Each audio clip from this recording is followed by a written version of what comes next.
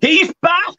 Millsy's back! He's back! He's back! He's back! Oh, it's brilliant. It's great to have you back, Millsy. How are you? Have you missed us? Mate, I have absolutely missed you, my friends. I've obviously missed the Mike and Millsy audience. I think it's been a month since we've done our last show. I apologise to people who enjoy this show.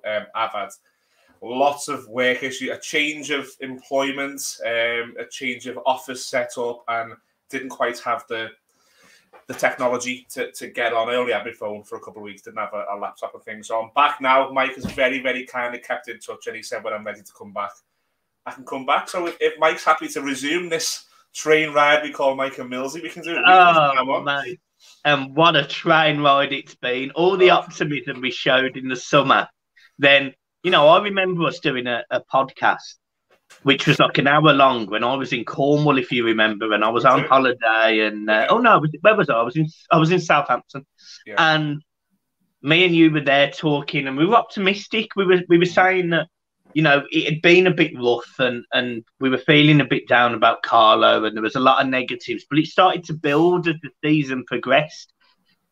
I never thought that 5-6 months later we'd be 1 point above the drop zone.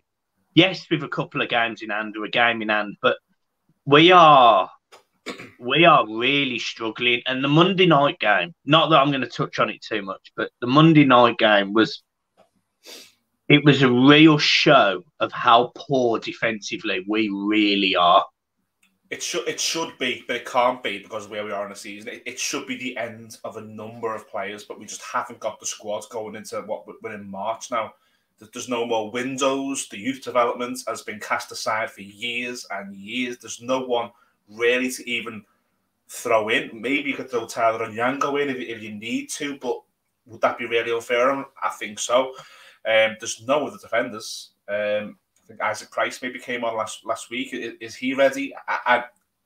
I'll go as far as saying I don't think Jared Branthwaite is ready. When he came on at Newcastle the other week, I thought he was really poor. I don't think he was anything special on Monday night, but that's me holding kids in sort of echelons that I should have no rights to hold them in. So that's where we are. Monday was just... And there's been games that could have been like that. There's been teams who've took the foot off the gas against us a number of times. The derby at Goodison could have been a cricket score if Liverpool wanted it to be. This one coming up in April, if they want it to be a cricket score, it will be a cricket score. This team have had years like this. And don't forget, Marco Silva was sacked because we were in the relegation zone in December 2019. It's the same squad of players, additional maybe 2 or 3 to it. But the core and the base is still the same. It just shows to me how good a job Carlo Ancelotti did to have that team. And I was on this show last year saying I didn't agree with the setup. What do I know? And you know, a lesser manager than Carlo was obviously Sam Allardyce. He set them up in a certain way. He wasn't as ambitious as Carlo, but he set them up in a way where if you go 1-0 down, you'll stay 1-0 down for a while. You won't sort of cave in. There were a few games under Sam we did that. Carlo, the only real time I remember getting a thumping is when he had to go to Man City and attack at the end of last season. The team was set up on Monday night, and this is not a slight on Lampard. I want Lampard to work, but they were set up all wrong. The flip side of that coin is, Mike, I don't know whether you'd agree or not. I can see why he done that, and it didn't work, but I can see why he done it. If you go back to, excuse me, the last few away games and his post-match comments, they've all been similar. Newcastle and Southampton, where he said, when we go a goal down, we're dead. The mentality goes, he's got to score the first goal on Monday. Those first 15 minutes, we were trying to get that first goal. And that's not a bad thing for Everton managers to do. It didn't work. And I'm not an advocate of what he did. In hindsight, it was the wrong decision. But I can agree. I can sort of see why he did it. Yeah, I completely agree with you. And I think because I came out and a lot of people thought that I'd sort of aimed shots at Lampard when I said that he'd set up wrong, and I wasn't criticising him for it. We can all say what we like in hindsight. At the first 15 minutes, I thought to myself, we're going to give these a really good game here. I was really up for it. I think a lot of Everton fans thought we could go to Spurs and get a point, maybe get a result. And the first 15 minutes, there was no sign that couldn't happen. And we just got done twice within 4 minutes as usual, and it kills the game. And in hindsight, he set us up to open. Coleman was exposed because he was far too high up the pitch. The press didn't work. But 4 of those defenders in that side played against Spurs when we lost, I think it was 6-2 in 2017. 3 of those defenders, 3 out of 4, were still there. Michael Keane, Mason Holgate, and Seamus Coleman, or John Joe Kenny, sorry, they were all still there. And what it pains me to say, and you might not agree with this, and a lot of Everton fans might not agree with me, but our best defender that night against Spurs, in my opinion, was John Joe Kenny, who was playing left back, out of position, and has been halfway across Europe trying to get games. So it speaks volumes of Michael Keane, Mason Holgate, and Seamus Coleman, who at this point, he's finished. He's been hung out to dry by the club. His reputation's gone from, it could have ended up here, respect, love, just like Leighton Baines, but it's ending down here with Everton fans not wanting to see him and not wanting to hear his comments that he tends to make when we all need to get up for a game, because I'm fed up of hearing shit, to be quite honest. And this Wolves game on Sunday is monumental for our season. Yeah, I've been saying privately, I think I've said to you as well privately for a number of weeks, that there is 3 worst teams. The problem is now, since the last time I was on this show, they've all started picking up points. And yes, we beat Leeds and we picked 3 points up, but that's only 3 points out of 4. I think Burnley have picked 6 up. I think Brentford got a win on Saturday. Newcastle are now favourites to stay up from a month ago, being in the zone. They're going to come to Goodison next Thursday, and they'll set up for a point. They'll say, let's get out of here. Let's stifle them. Let's get out of here for the point. Keep them where they are, and we keep going. Wolves, as you said, it is... And by the way, just to add to whatever you're about to say, Wolves have got the 4th best away record in the league. No one... I didn't even realise that until just... That they're no mugs. That's not the Wolves who came to Goodison at the tail end of last season with Espirito Santo already, knowing he was going, and they looked a little bit toothless. They were having a bad season. This is a Wolves team who, if they put a run together from now until the end of the season, could finish in the Champions League spaces if results go their way. This is how good this Wolves team are. This is not a free hit for Everton. Leeds, I thought we would win because they're like us, like a stone in the water with no confidence away from home, and you can rattle them. Can we do this to this Wolves team? Can we do that to this Wolves team? I'm not so sure. We as fans have to. We have to turn up because those players need us. They absolutely need us. The manager needs us. The club needs us more than ever. There's a dark cloud over the club at the moment with this rumours of Usman's involvement and the stories today, which I know you want to touch upon with the FFP, the implications of being so far away from where we should be on the FFP. I think I worked it out that it was 2-3 times over where we should be. Now, there's reports we'll go into, but this Wolves game, you're right in saying it's monumental. It's not Wimbledon and it's not Coventry, but because we've got games after it. But by God, it's getting close because that run that we have in April, I can't see us getting anything away from home. And I think we have Chelsea at home and Manchester United at home. Man United, it depends what Man United turn up. They can be rattled, which we've seen. Yeah. Can Goodison get at their character? I think it can. I can't see us getting anything from that Chelsea game. Chelsea are going to be in a position where they want to ensure that they're in the Champions League next season. They don't want fourth to catch them. The only way you'll get something from Chelsea is they mathematically can't finish second and can't finish fifth. That's the only way you'll get something there.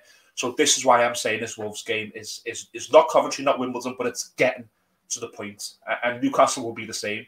Going into that run of games, we absolutely have to have a gap. We have to.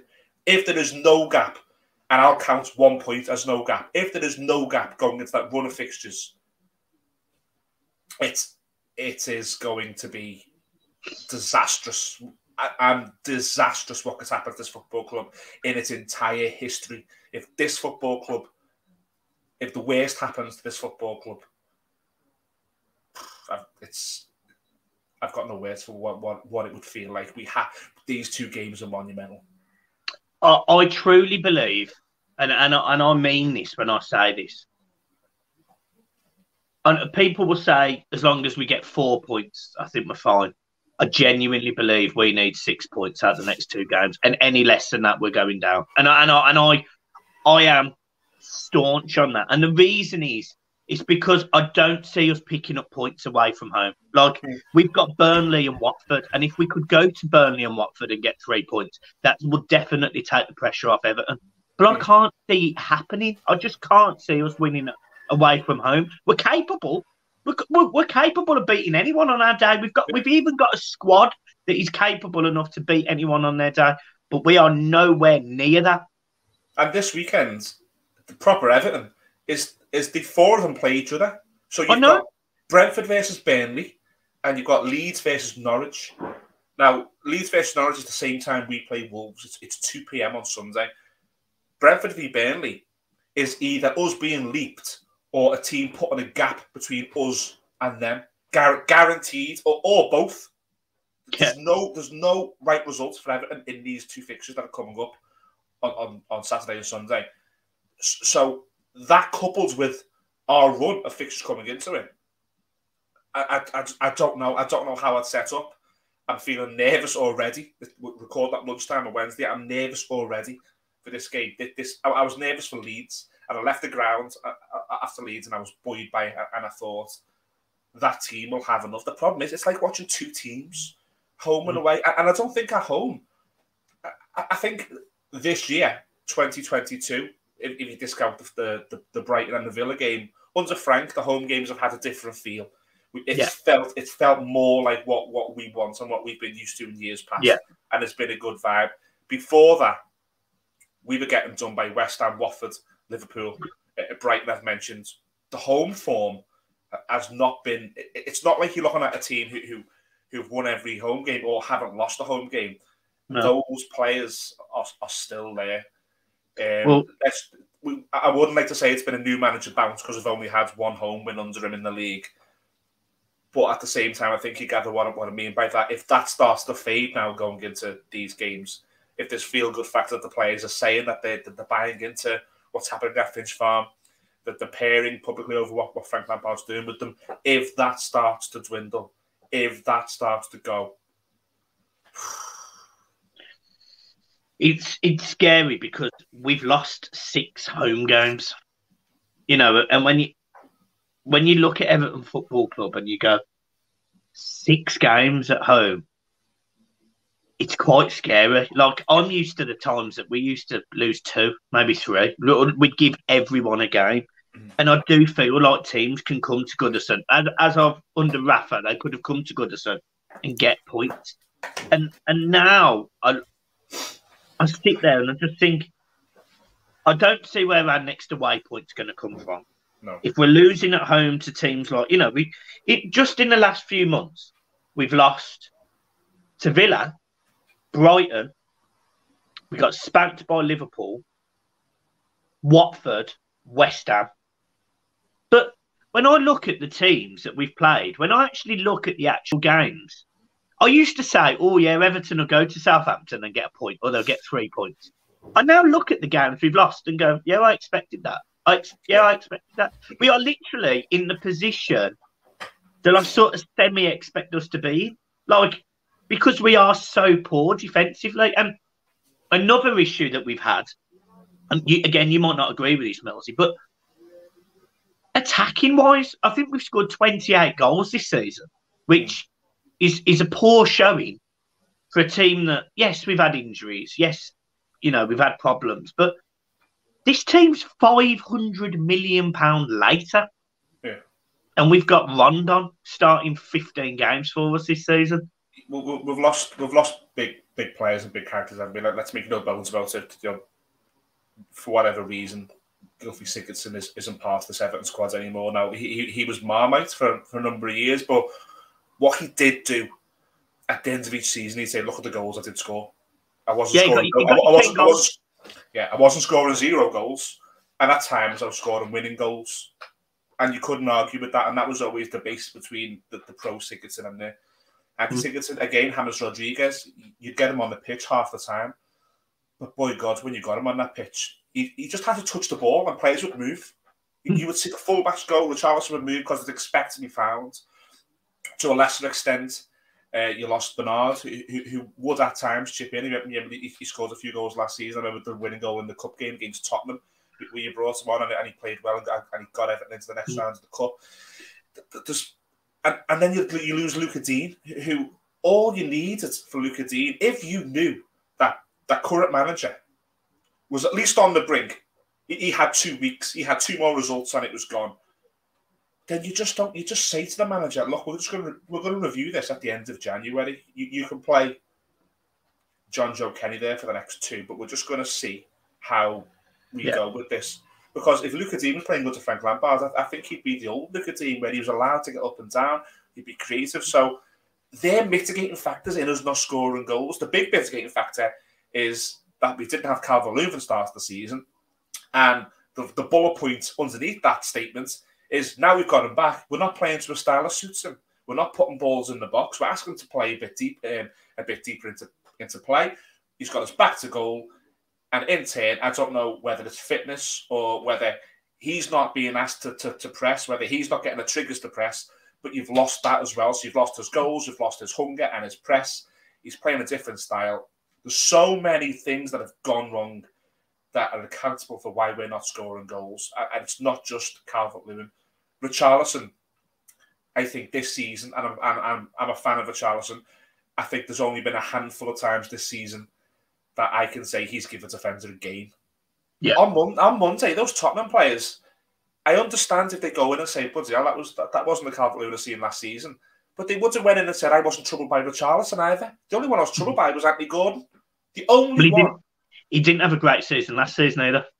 No, and we're getting all these nice comments again last week from him, where he's saying, I want to be an Everton legend. I've told the manager he can count on me.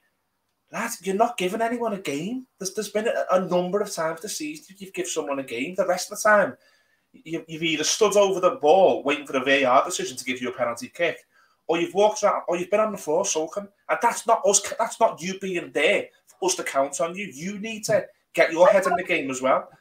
And there's so many things that have gone wrong. Andros Townsend is still our top goal scorer, and he's not been flavour of the month since the new manager came in 6 weeks ago. Still our top goal scorer with 7.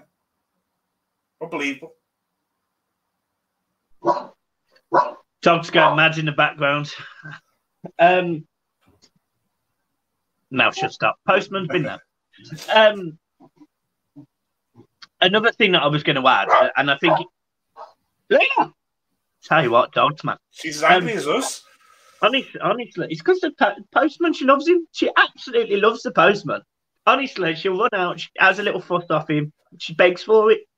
Mine lives in the kitchen now since we had our little girl. My wife just doesn't.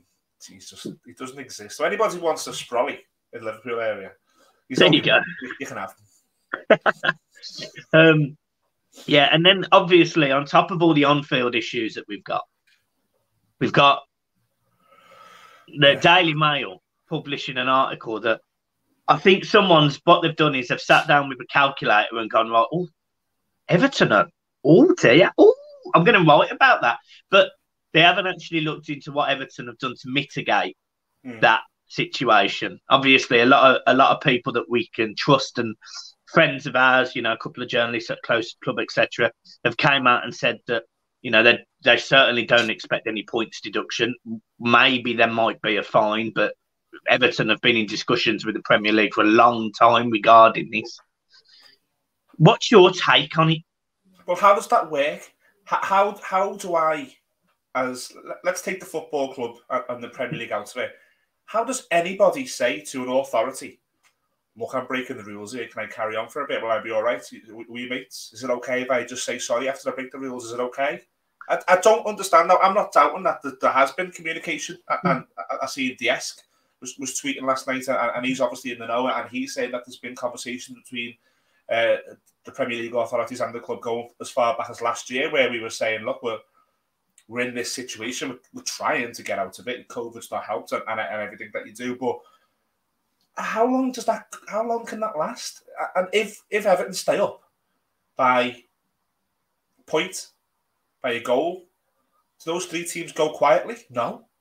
I don't understand. So I've seen what you've seen. I've seen that we have some sort of communication and we're not worried by it. I'm worried. I don't know what the communication is. Until the Premier League or the club come out with the accounts to publish that, and there's clarification that, okay, Everton have got 12 months, Everton have got 24 months, Everton have got, or whatever it is. I just can't go as reliable as the sources are. And the Liverpool Echo, I'd say, came out today, and then love them or hate them. I think when they talk like this, they can be a good source because they are as close to the club as you can be. I think the Esk has proven when he's said stuff that he's very reliable, but I don't know how that works. It's come from somewhere. I understand that maybe it's been a slow news week, and the journalist has decided just to put 2 and 2 together and maybe see if it lands on 4 or it could land on 8. But we've known for a long time that something like this could appear. Even the naysayers, the doubters, just look at last summer's spent. Look at, we told Bernard not to come back to Finch Farm. We were telling James Rodriguez that he could go anywhere he wants as long as it's not here. We spent £1.7 million on 4 players when the club was crying out for 3 quality players to firm the place up and offer aggression and pace and goals and everything that goes with it. We've knew that we've been breaching or close to breaching these guidelines, and we all know as football fans, and if you don't know, it's public, what the implications are if you do breach. So again, I've seen comparisons today, and this is only on social media. I've seen the Super Six, the ones who went to Super League, that they got away with it. It's different. It's completely different. The Premier League would bend over backwards to keep those clubs in the Premier League. The Premier League won't bend over backwards to keep Everton in the Premier League. We are very different arguments. Yeah, we are. We are, unfortunately, and again, I agree with you, by the way. We are unfortunate. Somebody wrote it really well on Twitter. We're not big enough to affect the status quo, but we're not small enough for it to not make a difference to the team in the Premier League. We are. And a lot of people, a lot of fans of other clubs might disagree with this, but I'm just going to say as I believe we are. I believe we are the 7th biggest club in the Premier League. That's what I believe. History, the foundations going forward, I believe we are the 7th biggest club. And I'm only sticking Spurs above us over the last 12 years. Otherwise, I'd say we are a top 6 club. We were one of the founders of the Premier League. We almost, from what I understand, instigated the Premier League, because I understand that in the late 80s and obviously the mid 80s, we were a fantastic football team. It looked like it started to dip off in the year 90. And at that point, Everton were like, well, we're going to get sucked out of this in a minute. We are struggling to keep up with the other teams. Making a Premier League where 5 teams almost break away and form it. We are, unfortunately, in a position where every single Everton fan, including me, has probably had my head under the pillow, hoping that this wouldn't happen, but not understanding when it would happen. And unfortunately, it seems to be the perfect storm, because we're a shambles on the pitch and we're a shambles off the pitch. We've got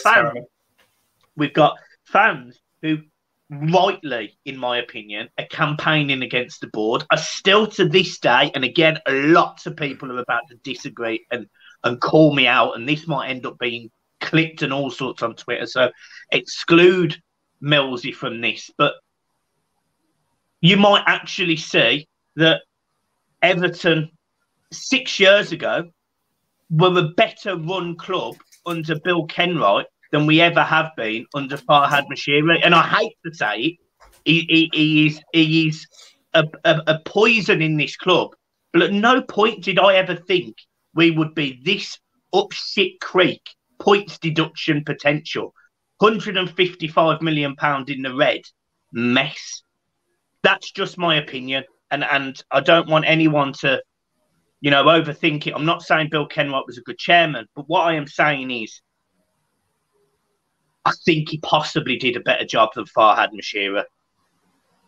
I think your point is strong. I think even the people. I just didn't want. I didn't want to put you in on that just in case, because no, don't worry, it's fine, a lot of people. I've seen a lot of people sending for other channels. I've seen a lot of people criticising other content creators, and right now, it's a time where opinions should be given, and we should all just support each other. We don't have to agree, but I do. I think.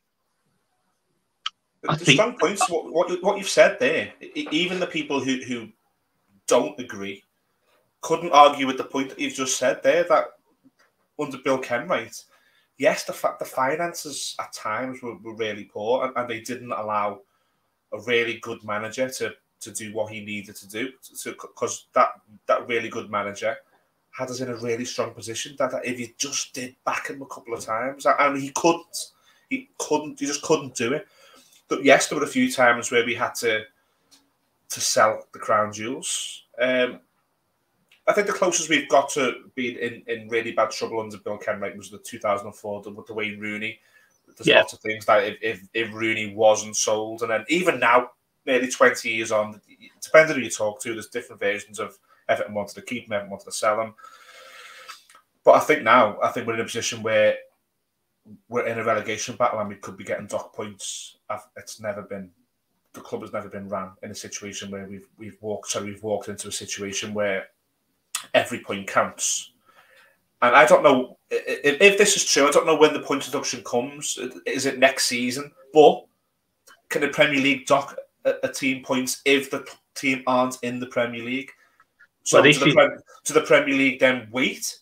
And have we as fans got to wait until the end of the season to say we've survived by 5 points? Are we about to be docked 6?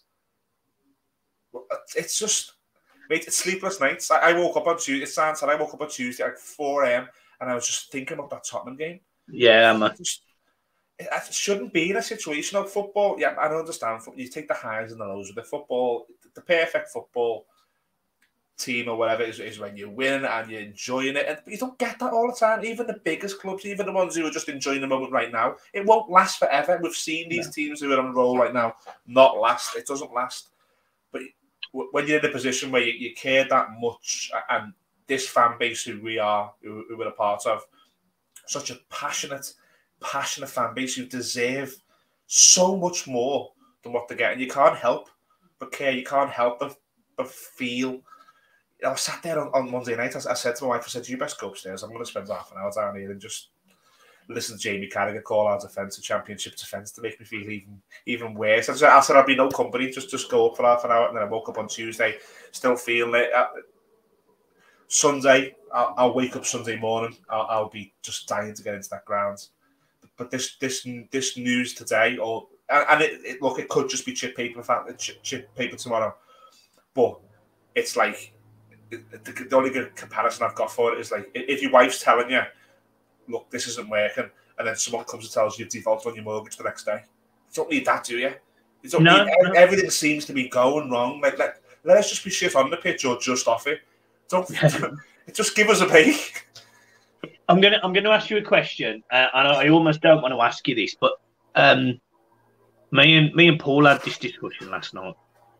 Now, obviously, we are in a mess, and there is ways that Everton could have got out of this, i.e., sell Charlison, sell Calvert-Lewin,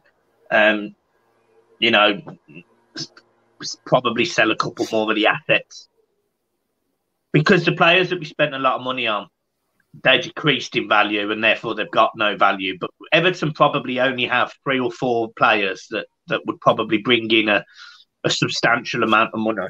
Yeah. So my question to you, if Everton got relegated and as a result you'd expect those crown jewels to leave because they'd want to play in Europe and or play for Premier League teams or go abroad, we'd be stuck with the players that we don't want to play for us right now because no one's going to pay their wages. So you're stuck with your Alex Iwobis, your Michael Keanes, your Mason Holgates. Are they good enough to get us out of the Championship? And if not, financially, surely we're fucked at that point then. Well, yes, I think we would be. To talk about the worst case scenario, I think you'd get parachute payments, which may help. I think the goalkeeper would walk. The England number one in a World Cup year ain't playing in the Championship.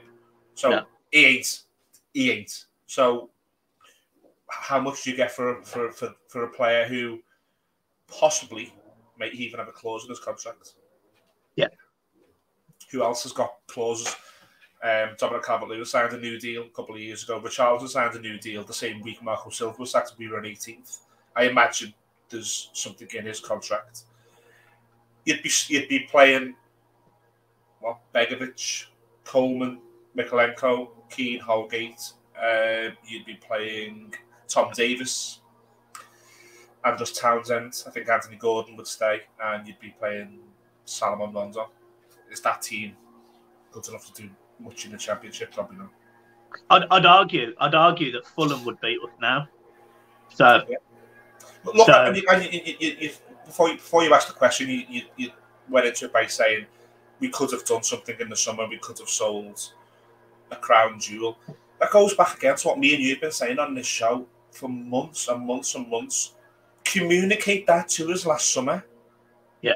Whether it be Marcel Brands, whether it be Bill Kenwright, whether it be Denise Barrett-Baxendale, whether it be the fucking translator from Leeds. We'll just get him in. Get Tyrone in from Leeds just to give us a message from the club. But give us a message and just say, look, here's where we are. We have tried. We've rolled the dice because we thought this manager and this squad that we invested in would give you European football. Over a 3-year period, we are now in a position where we now need to cut the cloth a little bit. This summer, we do need to bring in some money. Now, okay, that would go down like a fart in church. No one would be happy with that. We would on this show. We'd be we're angry. We'd be saying, how's it come to this? But good God, we wouldn't be in fucking March getting points deducted 17th in the table. And then at least you could say, with the benefit of hindsight, okay, look, we're struggling for a reason, but we're not going to get points deducted because at least one aspect of the club in the summer they addressed. At least one aspect, as unpopular as that was, they addressed it. They didn't. It's like they've had their eyes shut. But like even last summer, I said to you on this show, have we just spent £50 million on 2 midfielders? And you said, I've got no idea because I'm looking at the finances and I think we're over already. And then in January, we just spent what 17 million and 20 million on two. Okay, we sold. Don't play, by the way. You don't play, and then someone's telling me, "Oh, it's all right. It's on the drip." Oh, sound. I'll get a telly on the drip, and is that free? It's not free. I'm going to pay more over 5 years because I'm getting it on the drip. It's just if people in the club have walked through this situation with their eyes closed, and we're at a position now where it could literally, excuse me, we could be on the verge of a disaster here. And that's not me trying to make this show for clicks and stuff. I'm saying it as I feel it. We could be on the verge of a disaster. Let's go back to one situation in the past where this has happened. That was Leeds United. Yeah.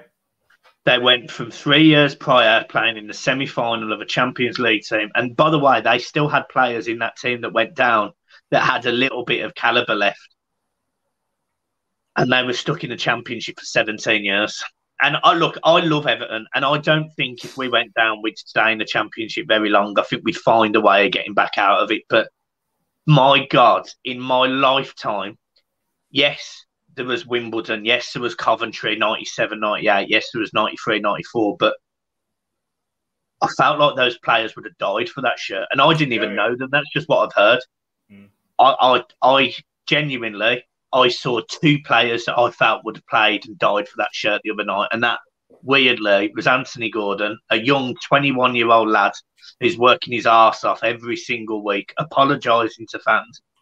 And again, John Joe Kenny, they're both Scousers, they're both homegrown. And John Joe, no disrespect to him, he probably knows he isn't good enough going forward. But that's where we are. And if we need a team of players who are Evertonians or people that will fight for the shirt, we haven't got that because our youth policy has been horrendous for years. So honestly, It's on the fans. It's absolutely on the fans from minute 0 to minute 94 of every single home game.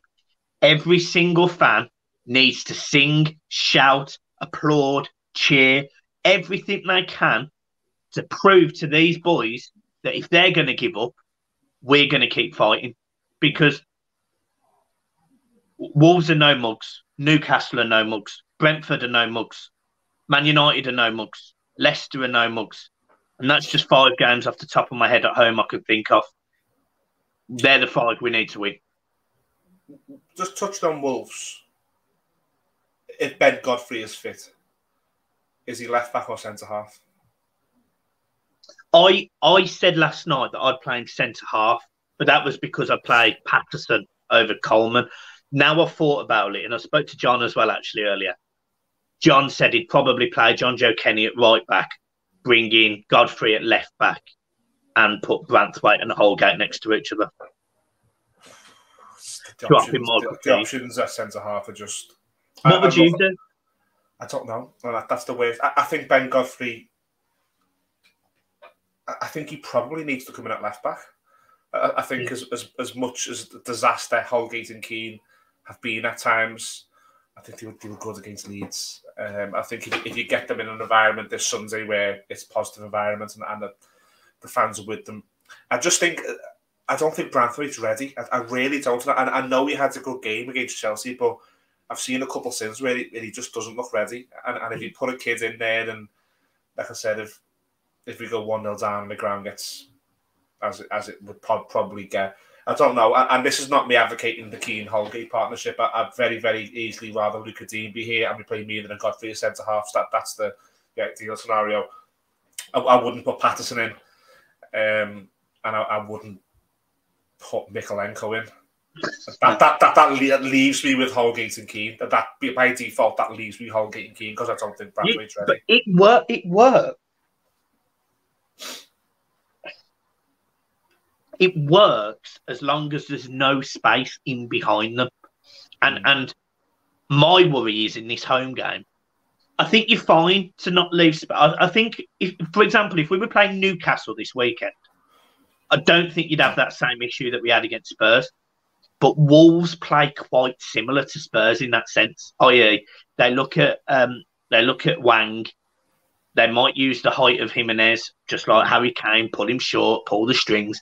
They've got Podence on one side. They've got Neto on the other. These are players that will do what Young Min Son did to Seamus Coleman. They will get him behind Kenner. So if we play too far forward, they're going to get him behind. Yeah. And that is 100% my worry, which is why Ben Godfrey has to come into this team straight away. He might not be 100% fit, but he has to come into this side because he's the only one who's got any pace. Unless you do a 3-4-3, unless you do Branthwaite, Keane, Holgate, and then you have Coleman and Godfrey sort of as a 5 at times and a 4 at times. I'd trust us more defensively like that. I absolutely would trust us more defensively like that. That's how we played Brentford in the cup. He set us up that way. That was his first game, and that's how he set us up. If you remember Newcastle away as well, he set us up in that 3-4-3, and very quickly when we got Van de Beek available to play, he very quickly shifted that. The only problem with that is you're going back to 2 centre midfielders, which I don't know. Work. And are you having, and you want to get Dele Alli in the team, unless you're playing Dele Alli off of Richarlison, and then you're putting Van de Beek into Corey, but then you lose Anthony Gordon, and you can't play Damari Gray. Would you? What would if I was to sit here now? What's your team for Sunday? Like, go through it. It would have to stay 4-3-3 for me. It would be normal goalkeeper Jordan Pickford. I would go Coleman and Godfrey as the fullbacks. Keane, Holgate.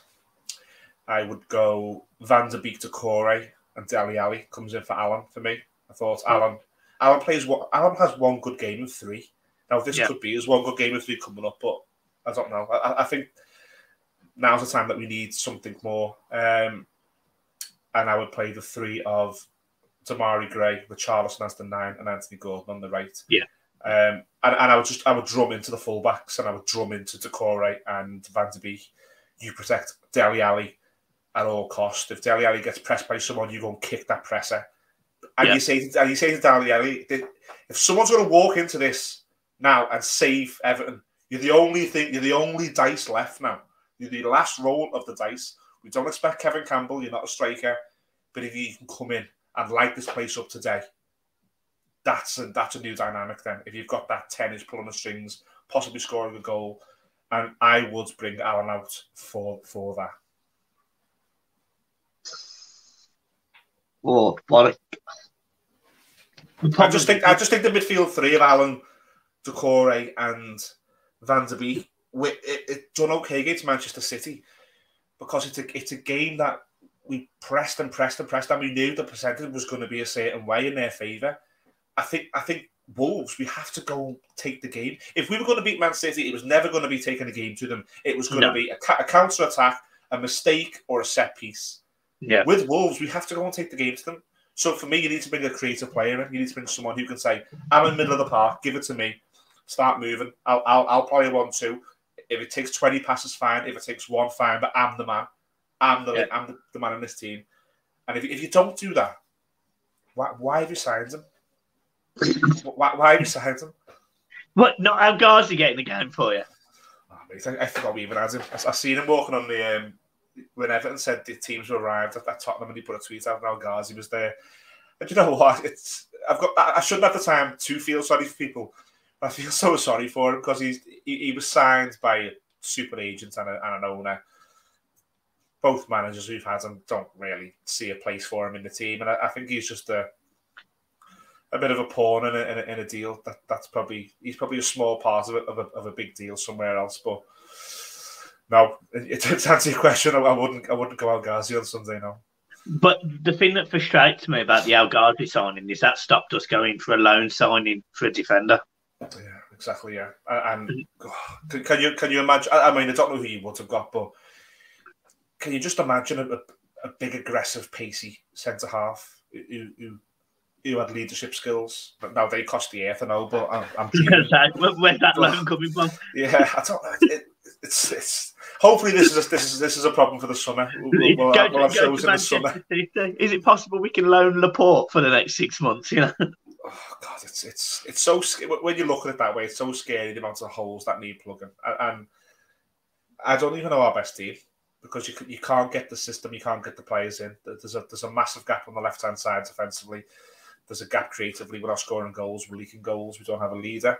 And I feel so sorry for the current leader. Seamus Coleman was getting ran past on Monday, and I obviously don't know Seamus Coleman personally, but I imagine that hurts him.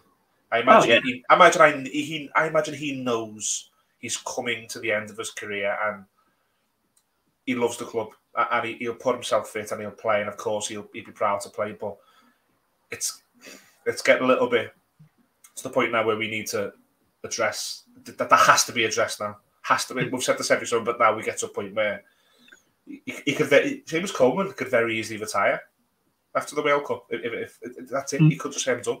I've done everything I can. I'm touching 35. I'm done." And then what are you going to do? Sidibe. Good God. Do you know what? I would bring Sidibe back just to see John's video again. Do you know, John spoke to me this morning and he said Sidibe would have done a better job against Spurs than Coleman did. Yeah, he would have. He would have. Damn it. Yeah, he would have. It's scary, isn't it? The whole thing at the minute, small picture, big picture. Doesn't seem to be any light at the minute. It just seems to be a big dark cloud over the club. The only positive is the fans. I felt so sorry for those. My days following Everton around the country have well and truly gone. I used to go everywhere, and I felt so sorry for those guys. And then you see great people like Hans Tors and stuff who are saying they're getting in at 4 a.m. and then they're in work the next day. Just deserve so much more. We as the Goodison fans and our children deserve more, but those people who are putting thousands of pounds into travel clubs and go to Crystal Palace at 5 a.m. in a couple of weeks' time. this club don't deserve them. Fans just don't. Oh yeah, the game that fans can't get to on the train because Everton decided to say, yeah, we'll agree to a 12:30 kick-off or whatever it is. Yeah, so I've seen someone say that the coach leaves at 5:30 Sunday morning. Yeah, ridiculous. So sometimes it's positive to be a wall in the centre of the country because I can't get everywhere. Those network links, eh? Yeah, brilliant. Come on, up the walls. Listen, Millsy, as always, it's been an absolute pleasure. Look, it's been an absolute pleasure having you back, and we'll make it more regular, guys, I promise. We'll make sure that we get one in next week. I don't quite know the days that we'll do next week. A lot of things in our life has changed over the last 4, 5, 6 weeks, hasn't it, Millsy? But yeah, we'll sort it out for you guys, I promise. Oh, it's great to be back on, Michael. Like I said, it's apologies to people. I've had a couple of tweets and stuff saying when you're going back on the Blue Boys network. Look, it's just been one of those things, unfortunately, that we've had work problems and office problems and stuff. But we should be back going forward. And let's just hope, Mike, when we talk next week, we've put 3 points between us and the pack chasing us. That's what it's all about. We can worry about FFP. We can worry about the future. As fans, really, we're trained and qualified to worry about the next game, and that's all we can do. We can go into Goodison Park on Sunday and just give Everton everything we have. And if they don't give it back, that's a different conversation. But let's not leave that ground on Sunday with any regrets as a fan base. Let's go in there and give everything, because we've seen already that it can help. Absolutely. Guys, make sure you go to Across the Park podcast as well. Listen to them. They're on all of the listening services. They're on YouTube now as well, so make sure you go over and listen. Their match reactions are becoming legendary, could be quite frank. Depressing. So yeah, guys, we'll see you there on Sunday for the game. Dreading it. Come on, you Blue Boys. Come on, you Blue Boys. Fucking up the walls. Right, see you later. Peace.